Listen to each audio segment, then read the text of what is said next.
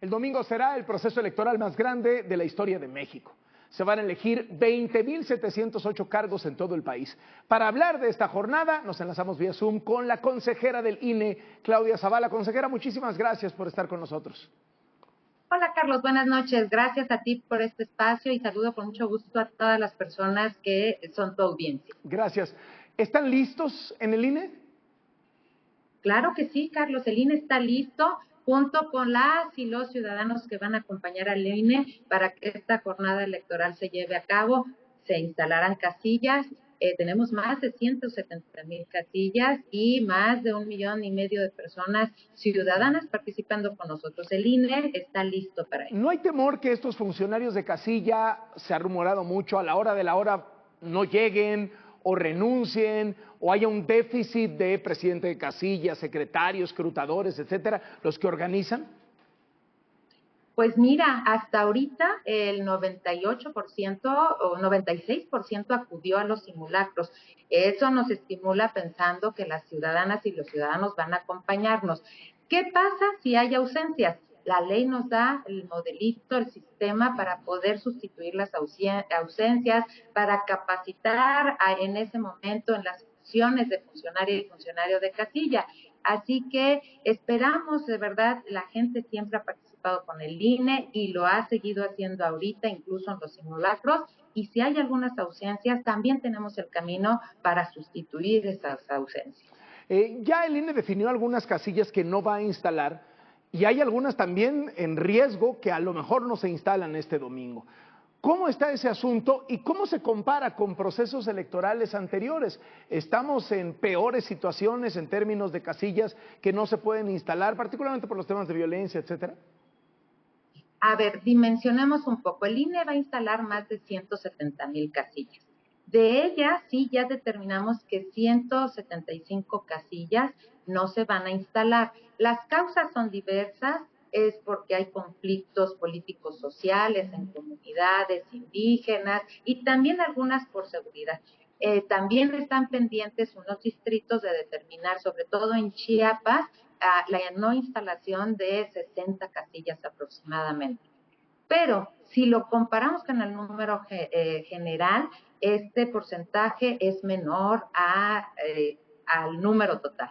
Si lo comparamos con otros procesos electorales, es un poco mayor. No mucho, Carlos, porque en otros procesos electorales hemos tenido un promedio de 99, 100 casillas que no se instalan. Entonces, sí llevamos un porcentaje mayor, pero no es tan amplio comparado con los procesos anteriores.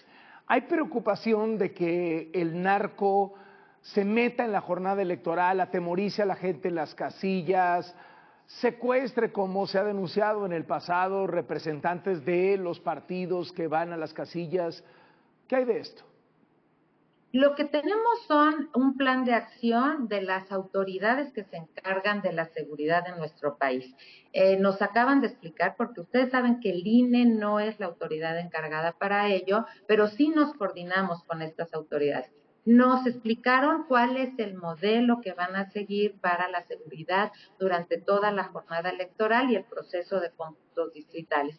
Y evidentemente, pues que van a estar de forma permanente atendiendo y dando una vigilancia a todas las cuestiones que puedan surgir durante la jornada electoral y los tiempos posteriores de consejos que puedan atender estas autoridades. Así que el INE hizo lo que tenía que hacer, coordinarse con las autoridades, y las autoridades específicas pues ya realizaron sus planes y estarán pendientes, según nos informaron, de darle seguimiento a toda la jornada electoral. Consejera, han habido muchas críticas en el sentido de que el INE no asumió su rol, su papel de árbitro frente a las evidentes intromisiones del presidente López Obrador en las campañas, cosa que está prohibido por la ley, particularmente el tema de las mañaneras, que 30 veces lo hicieron editar las mañaneras y el presidente reincidía a costo cero, no pasaba absolutamente nada.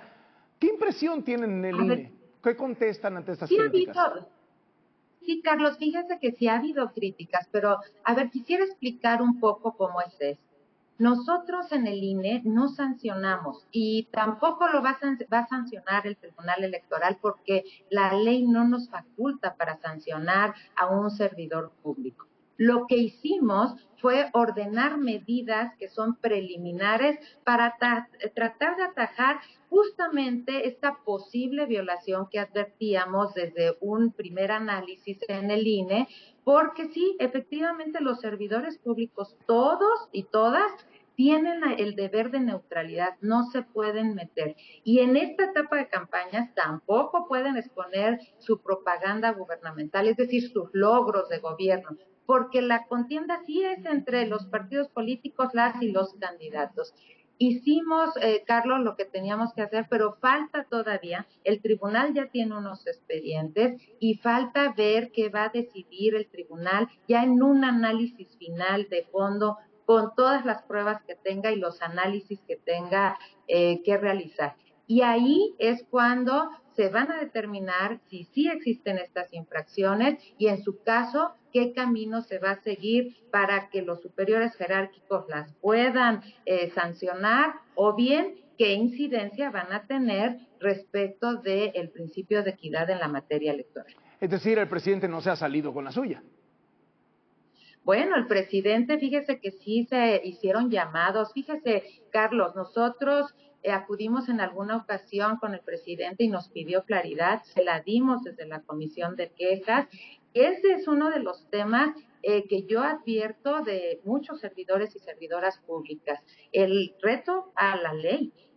No lo dice el INE no pone esos límites, es la Constitución.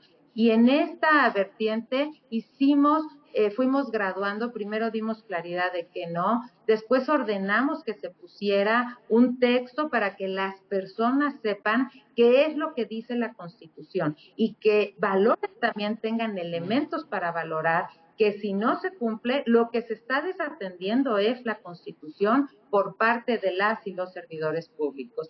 Y el otro fue cuando ordenamos en otro momento, fuimos proporcionalmente aumentando, cuando les ordenamos que no la publicaran hasta revisar antes, advertir que no había alguna violación y luego ya la subieran a las redes sociales. A las redes del gobierno. ¿Qué pasa?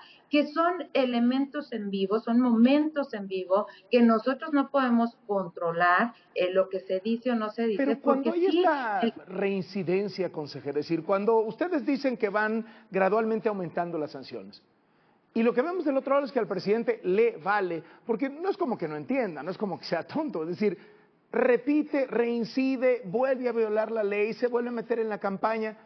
¿No era necesario una sanción política mayor, alguna herramienta para evitar que fuera el suyo un efecto corruptor de la equidad electoral?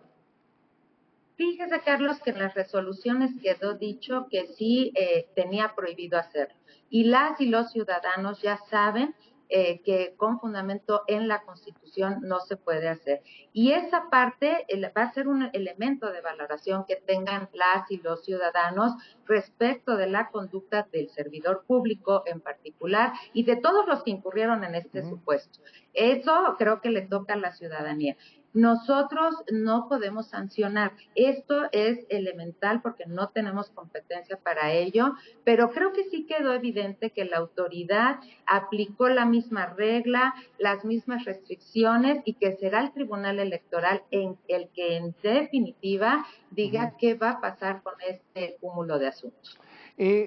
Cuantificando el tema, ¿cuántas mañaneras fueron denunciadas? ¿Cuántas fueron sancionadas? ¿Cómo se cuantifica eso desde el punto de vista del INE?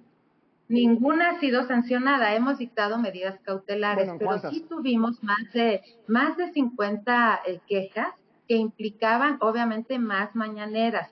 No recuerdo el dato preciso, pero fueron 50 quejas y más de 50 mañaneras. Todavía hay quejas respecto de las mañaneras que seguiremos atendiendo.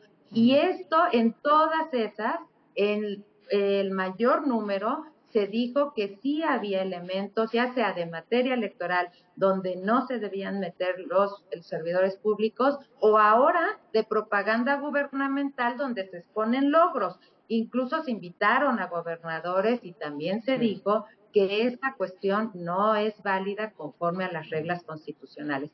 Y creo que ahí están las resoluciones y también es un elemento de valoración que las y los ciudadanos tienen a su disposición y tienen para valorarlo en sus términos y conforme a su propio criterio. Ha habido muchos señalamientos en el sentido de que esta se trataría de una elección de Estado, de ese tamaño la inequidad. Recientemente, abonando un poco a esta discusión, la propia Secretaría de Hacienda dice que el déficit público se multiplicó por 6 durante los primeros meses de este año comparado con el año pasado, fundamentalmente por el dinero que se fue a subsidios, a transferencias, a programas sociales, etcétera, etcétera. Es decir, un endeudamiento brutal del gobierno para repartir dinero unos meses antes de las elecciones. ¿Qué piensa el INE, consejera, sobre esto de que estaríamos frente a una elección de Estado? A ver, yo no quiero pensar eso. Yo lo que creo es que nosotros tenemos los insumos legales, que hay leyes imperfectas, sí, pero en el tema de fiscalización, por ejemplo, nos vamos a hacer cargo de fiscalizar las campañas. Y ahí es importante también porque la ciudadanía va a tener elementos para esta revisión que hacemos desde el INE. Me parece que hay un tema, Carlos, que yo creo que debemos de posicionar. Hoy lo que estamos viendo en esta elección es una crisis de legalidad porque los actores políticos, muchos, cuestionaron la ley y no quisieron atender los mandatos legales y había acciones que resistían críticas a la ley, pero es la ley la que nos rige hoy y la que debe estar dentro de nuestras posibilidades, con leyes imperfectas en los términos de servidores públicos. El instituto ha hecho lo que en términos de legales puede hacer. Pero algo importante, Carlos, viene la fiscalización. En estos términos todavía no se termina. Nosotros vamos a revisar los recursos que se aplican para las campañas y eso va a ser ahorita en un momento posterior. Aquí sí vale la pena llamar a todas las autoridades para que colaboren con el INE, en el SAT, en la UIF, con una información pronta para que nosotros podamos realizar de mejor manera nuestro trabajo en el corto tiempo que la ley nos concede para la fiscalización. Gracias, consejera, y muy buenas noches. Gracias, Carlos. Muy buenas noches. Mucha suerte para este domingo. Claro que sí. Hasta luego. Esperamos el